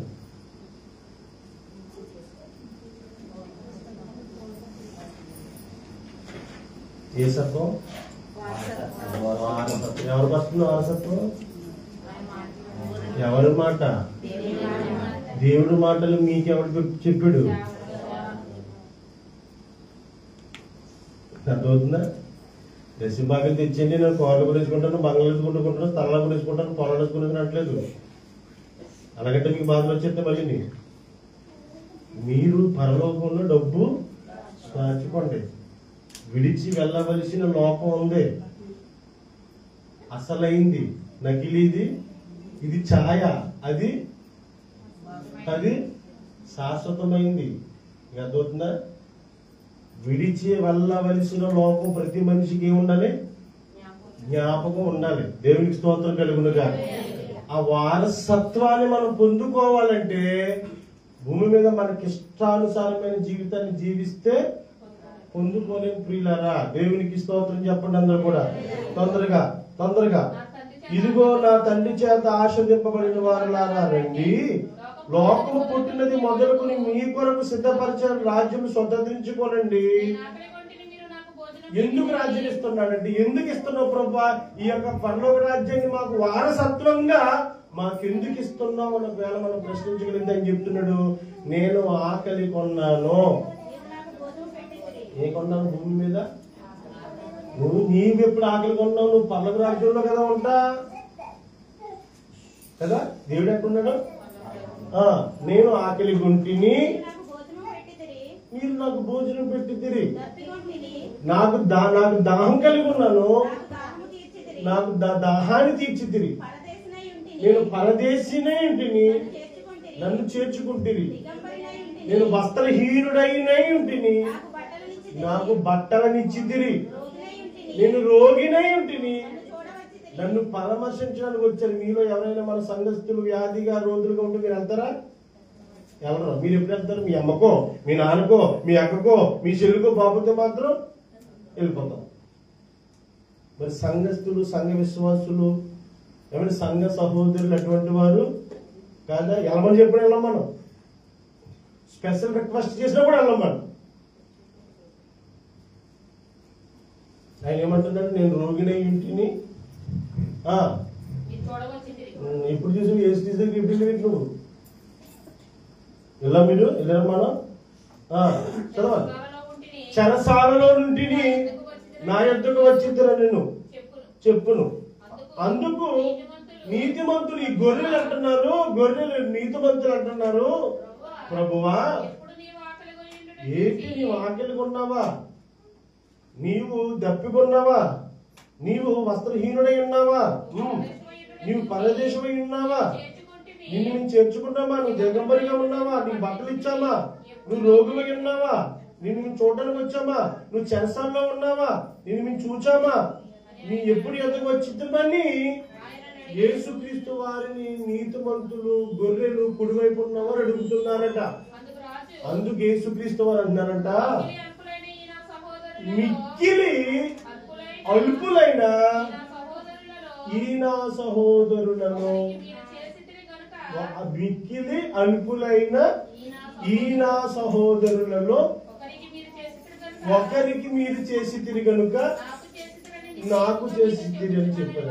ఏం చెప్పండి యేసుక్రీస్తు వారు? మిక్కిలి అల్పులైన. ఇప్పుడు భోజనాలు పెడదామని నేను ఎవరికి చెప్పాను? ఎవరికి పెడదామని నేను చెప్పాను? అదలికినా మిక్కిలైన అల్పులైన వాళ్ళకైనా పెడదామన్నాను, లేదా ఇంటింటికి పంచి పెడదామన్నాను. నా బడ చూడండి. మిక్కిలి అల్పులు అంటే ఎవరంటే తల్లిదండ్రులు లేనివారు, శరీర అవయవాలు సరిగా లేనివారు, వృద్ధ బాగా మొసలైపోయినటువంటి వృద్ధ విధవరాండ్రులు. ఎవరో ఒక సహోదరుడు ఒక అనాథాశ్రమాన్ని ఏర్పాటు చేసి దాన్ని నడిపిస్తుంటే వారికి మనము దేవుని ప్రేమను కనపరచడానికి, దేవుని పిల్లలుగా మన వంతు సహాయాన్ని మనము చేయడానికి దేవుని ధనాన్ని ఇహలోకములో కాదు గాని పరలోకంలో దాచుకునే మార్గాన్ని ఒక దైవజనుడిగా నేను మీకు తెలియచేశాను. ఇదంతా నేను మీకు ఏం నేర్పానంటేనమ్మా, మెలుకు నేర్పాను. ఏం నేర్పాను? మెలుకువ. దేవునికి స్తోత్రం చెప్పండి అందరూ కూడా. అల్పులైన ఈయన సహోదరులలో ఒకరికి మీరు చేసి తిరిగి కనుక నాకు, వారికి చేస్తే వారి ఆకలి తీరిస్తే నా ఆకలి తీర్చినట్టే, వారి దాహాన్ని తీరిస్తే నా దాహాన్ని తీర్చినట్టే, వారికి వస్త్రాలను ఇస్తే నాకు వస్త్రాలను ఇచ్చినట్టే, వారి రోగుగా ఉన్నప్పుడు మీరు పరామర్శిస్తే నన్ను కూడా. ఇది ప్యూరిటీ. కల్తీ లేని దేవుని వాక్యం ప్రియులారా. దేవునికి స్తోత్రం చెప్పండి అందరూ కూడా.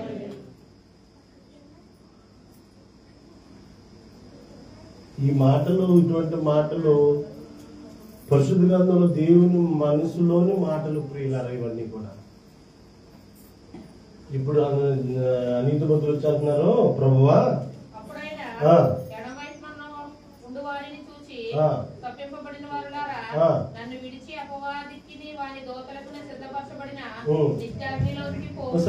అంటే ఏ సంఘంలో ఉందా అనాథాశ్రమానికి భోజనాలు? మీ కళ్ళని మీరు చూస్తున్నట్టు ఏ సంఘంలోనైనా మీరు చూసారో చెప్పండి. మాట్లాడాలి మీరు మా మౌనంగా ఉంటే నాకు బీపీ రేజ్ అయిపో. ఎందుకు చూడలేదు? దాచుకున్నోడు దోచుకున్నోడు పుట్టి వెంట ఏం తెచ్చుకున్నాడు. దాచుకునే వాళ్ళే గాని మీ ధనాన్ని పరలోకంలో దాచే సంఘ కాపర్లు ఉంటే నాకు చూపించండి, చిటికేసి చెప్తున్నాను. మీరు ఇచ్చింది ఇచ్చినట్టుగా బజార్జులకో ఇచ్చింది ఇచ్చినట్టుగా ఇంకో దానికో వెళ్ళిపోద్దు, కానీ మీరు ఇచ్చింది ఏ అనాథాశ్రమానికి వెళ్ళదు. దేవునికి స్తోత్రం కలుగునుగా. ఒకటి తెలుసన్నా ఉండాలి, భారం ఉండాలండి. ఏముండాలి? ప్రతి ఆదివారం 600 రూపాయలు సండే స్కూల్ పిల్లల టిఫిన్ కి ప్రతి వారం. ఇప్పుడు నాకు వచ్చి చూసారా సంఘం ఎంత విస్తరించిందో. 1200, 800, 1100 వస్తారు సాయంత్రానికి. వారం 400 సండే స్కూల్ పిల్లలు టిఫినే అవుతుంది. దీనికి సేవకే నా జీవితానికి సంబంధం కాకపోతే ఏంటంటే నాకు ఆశ ఎక్కడ దాచుకోవాలి అంతే. దేవుని స్తోత్రం కలుగునుగా. దేవుడు మనకి ఇచ్చింది చాలు. ఇచ్చిన అదవుతుందా అవకాశం, దేవుని స్తోత్రం కలిగి ఇచ్చిన ఆయుష్, ఇచ్చిన ఆరోగ్యం చాలు. కనుక మనం సిద్ధపాటుగా ఉండాలి తప్ప ప్రియులరా అంటున్నారా. ఇప్పుడు యువతల వారిని చూచి అంటున్నాడు ఆయన, తొందరగా టైం అయిపోయింది. శపింపబడిన వాళ్ళారా, ఏ వారసత్వం ఏది?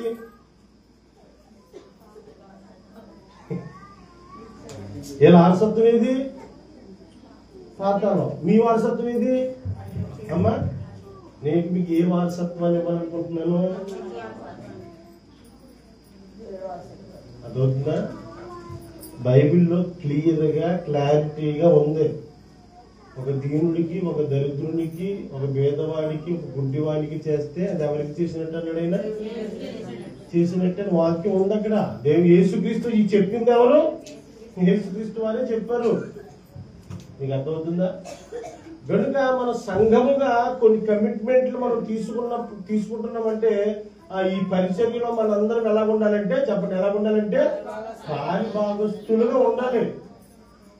ఇది లైఫ్ టైం అచీవ్మెంట్. ఇదిగో ప్రతి నెల నేను ఈ బస్తా ఇవ్వగలను, లేకపోతే ఈ కిరణ, లేకపోతే ఈ యొక్క ఆయిల్ ఇవ్వగలను, లేకపోతే ఈ ఉప్పు ఇవ్వగలను, ఈ చింతపండు ఇవ్వగలను. కానీ 70 మంది కలిసి 50 మందికి 2 పూట్ల భోజనం పెట్టడం పెద్ద గొప్పేమి, పెద్ద కష్టమేమి కాదు. కానీ మనకి ఏమున్నట్లు తెలుసా? పెట్టే మనస్సు లేదు, జాలి లేదు. ఎవరిలా చెప్పండి? వేరేగో యాజకుడిలా, లేవీయుడిలా. సమరయుడు కొంచెం జాలి. దేవునికి స్తోత్రం కలుగునుగా. దాన్ని నడిపిస్తుంది ఎవరో తెలుసా? ఎవరు? సమరయుడే. మరి ఒక అన్యుడే నడిపిస్తున్నాడు. అన్యుడికి పేదల ప్రజల మీద ఏముంది? మనకి 2 ఉన్నాయండి. ఒకటేమో సామిల్ సాగర్ నడిపిస్తున్నారు కదా, ఒకటేమో సామిల్ సాగర్ ఉంది కాలింగ్ లో, ఇంకోటేమో దుర్గమల్లేశ్వరి అన్నది ఆశ్రమం. 2 ఉన్నాయి. ఇంకా సంవత్సరానికి ఒకసారి చేసేది ఉంది మనం. అది ఎక్కడది? పెద్దాపురం ఉంది కదా. ఇవన్నీ నేనెందుకు మీకు చెప్పాలి? పూర్ణప్రేమతోనే కాదు, పూర్ణాత్మతోనే కాదు, పూర్ణ శక్తితోనే కాదు, పూర్ణ వివేకం కూడా కావాలి. అర్థమైందా? ఆ వివేకముతో కూడా దేవుని ఏం చేయాలి? మనం ప్రేమించినందుకు. దేవుని ప్రేమించడం అంటే అర్థమైంది. ఇప్పుడు చెప్పండి. నా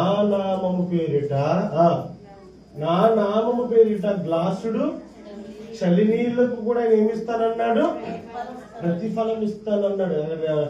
రాజు యేసుక్రీస్తు వారు పునరుత్థాన దినమందు అంటున్న డైలాగ్ ఏంటి? నేను దప్పికొంటిని అన్నాడా? దేవుని స్తోత్రం చెప్పండి అందరూ. కనుక ఒక బాధ్యత మనకు ఉండాలి. అలాగని మీ భుజాల మీద నేనేమి బరువైన భారాన్ని పెట్టడం లేదు. మనందరము కూడా ఏక మనస్సుతో, ఏకాత్మతో ఉన్నారా?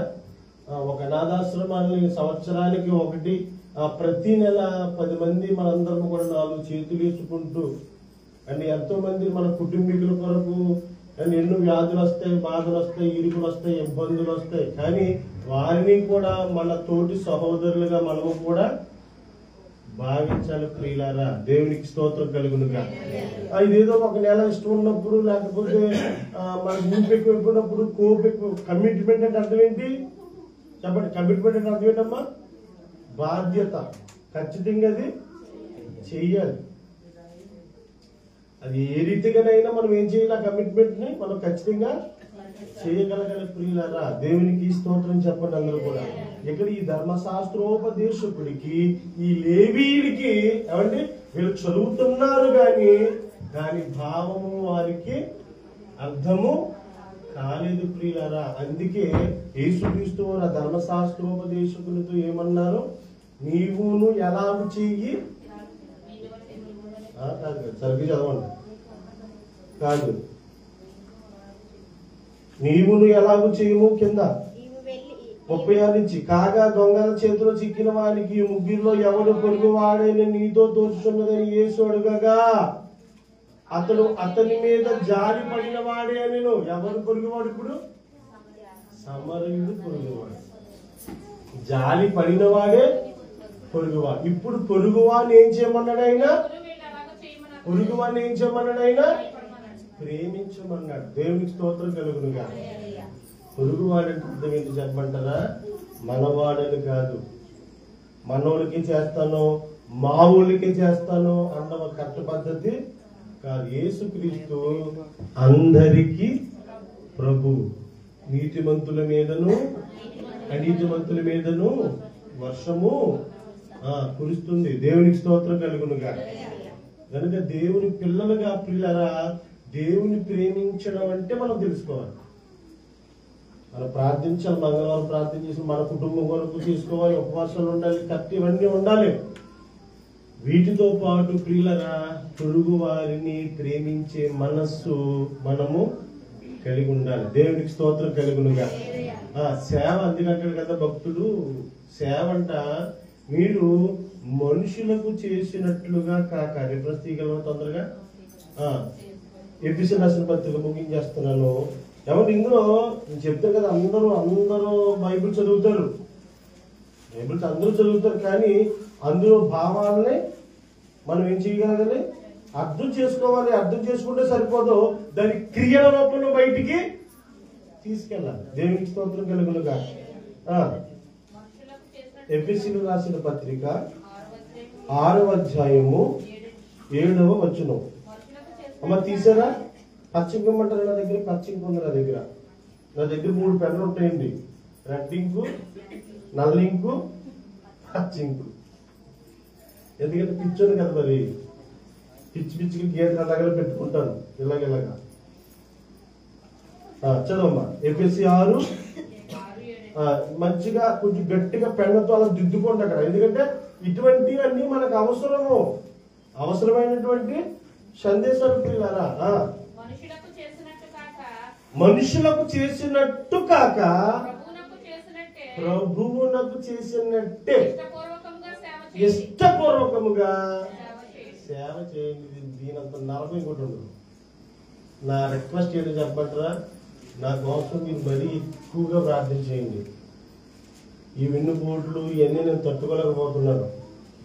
అదవుతున్నా మనుషులు రకరకాలుగా, ఒక రకంగా కాదు, రకరకాలుగా మాటలు మాట్లాడుతున్నారు తప్ప దైవజనుడి విలువను తెలుసుకోలేకపోతున్నారు ప్రియులారా. దేవునికి స్తోత్రం కలుగునుగా. కాబట్టి వెళ్ళిపోయినట్లేదు. వెళ్ళిపోయినప్పుడు మళ్ళీ ఏదో మన మీద ఏం చేస్తున్నాడు? ఎప్పుడు వెళ్ళిపోతారు అనుకుంటారు మీరు. మీకు చాలా విషయాలు ఉంటాయి, మీకు తెలియదు. వెళ్ళిపోతే మన మీద ఒక పొర దాని భావం, దాని పరిస్థితి అసలు ఏంటో స్థితి మేమేమి ఆలోచించాం. దేవునికి స్తోత్రం కలుగునుగా. గనుక చెప్తున్నాడు దేవుడు, సంఘానికి చెప్తున్నాడు పౌలు ఎఫెసీ పత్రికల్లో, మీరు మనుషులకు చేసినట్టుగా కాక. ఎవరికి చేసినట్టండి? ప్రభువునకు చేసినట్టే ఇష్టపూర్వకముగా సేవ చేయండి. దేవునికి స్తోత్రం చెప్పండి. సేవ ఎవరికి? సేవ ఎవరికి? ప్రభువుకి సేవ సేవ ఎవరికి? కానీ ఎవరు చేయాలి? మనుషులకు చేయాలి. మనుషులకు సేవ చేస్తున్నప్పుడు మనుషులు ఎవరు కనపడాలి మనకి? ఇది భక్తి. ఒక మనిషికి సేవ చేయడం అంటే అది చిన్న విషయం ఏమీ కాదు. ఇప్పుడు ఆ సేవ చేయడానికి ఆ వ్యక్తి మనల్ని ఎన్నో రకాలుగా ఎన్నో తప్పుడు ఇబ్బందులు వస్తుంటాయి. అయినా మనం ఆ మనుషులను చూడకూడదట. ఆ మనుషులను ఎవరు చూడాలట? ప్రభువుని. మళ్ళీ చదవండి. మీరు మనుషులకు చేసినట్టుగా కాక ప్రభువులకు చేసినట్టే ఇష్టపూర్వకముగా సేవ చేయండి. చాలమ్మా, దేవునికి స్తోత్రం కలుగునుగా. ఎలా చేయాలంటమ్మా సేవ? ఎవరు చేయలేరు సేవ? మనుషులకు చేయాలి. ఎవరు చేసినట్టు? అలాగే ఎవరు చేశారు? సమరయుడు చేశారు.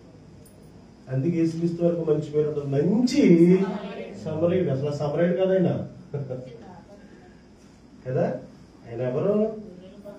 యేసుక్రీస్తు ఎవరు? మంచి కాపరి.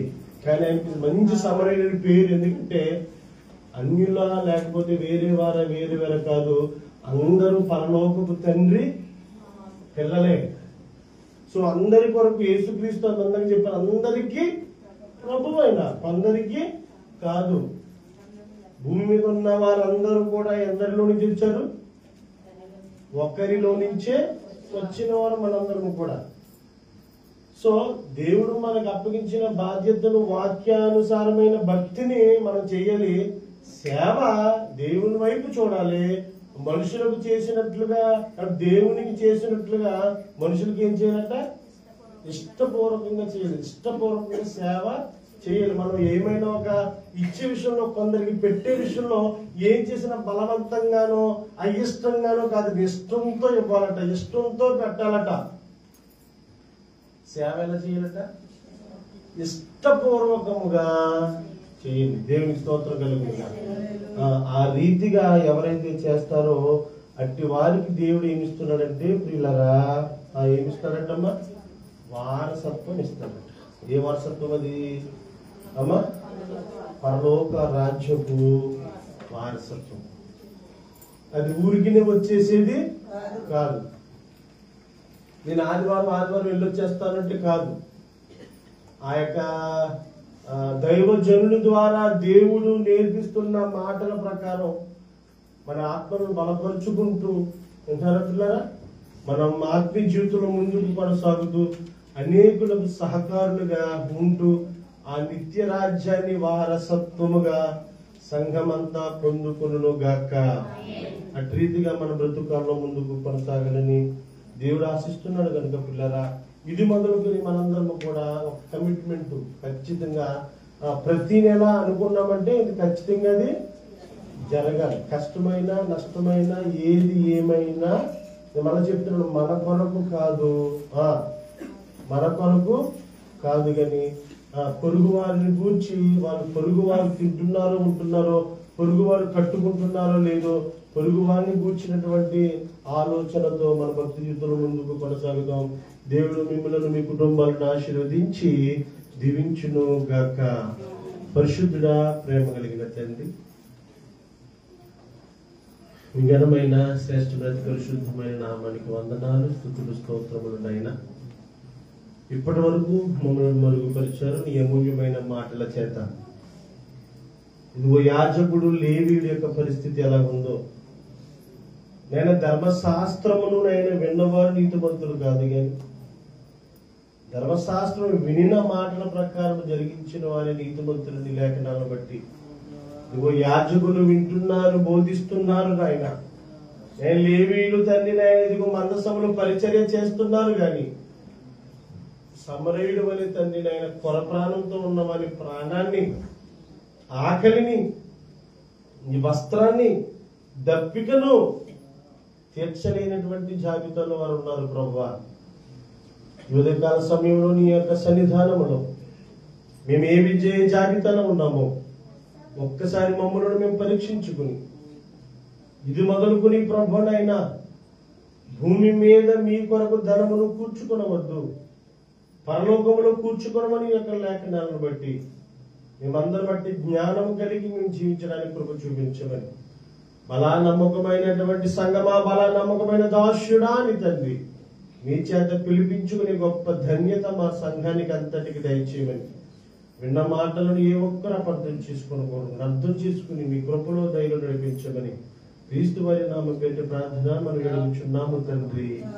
ఆమేన్. యేసు రక్తమే జయం, ప్రభు యేసు రక్తమే జయం. యేసు నామము సంపూర్ణ విజయం. అపవాది నాశనము కలుగును గాక. తండ్రి అయిన దేవుని ప్రేమయు, కుమారుడైన యేసుక్రీస్తు వారి కృప, పరిశుద్ధాత్మ సహవాసం మీకు మాకు కుటుంబ సంఘ ప్రజలందరికీ సదాకాలము తోడయ్యుండి నడిపించును గాక. ఆమేన్, ఆమేన్, ఆమేన్. అందరికీ వందనాలు.